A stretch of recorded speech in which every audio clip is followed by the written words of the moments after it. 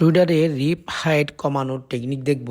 প্রথমে আমরা রিপটি ভাঁজ করে নিচ্ছি আমাদের যতটুকু করা প্রয়োজন। প্রথম ফোল্ড এবং দ্বিতীয় ফোল্ড করে নিয়ে ফিন আপ করে দিয়েছি। ফিন আপ করে দেওয়ার পর এখন আমরা হ্যান্ডেলের সাহায্যে সেলাই করা শুরু করলাম। প্রিয় দর্শক, দেখুন আমরা কিভাবে এই কাজটি করছি। এই কাজটি করার জন্য কোনো প্রকার মেশিনের প্রয়োজন নেই। আপনি চাইলে ঘরে বসে হ্যান্ডেলের সাহায্যে, শুধুমাত্র আপনার হাতে থাকা হ্যান্ডেলের সাহায্যে খুব সহজে, সুন্দরভাবে এবং টেকসই মজবুত করে এই কাজটি করতে পারবেন।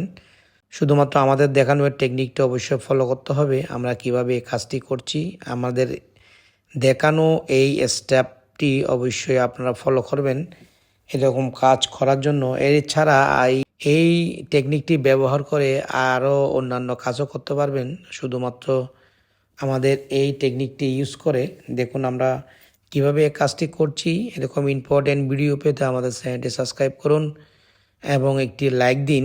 দেখুন আমরা একদম নেকের সেলাই দিয়ে এবং রিবের একটু দূরে সেলাই করছি যাতে আমাদের সুন্দর একটি ডিজাইন হয়।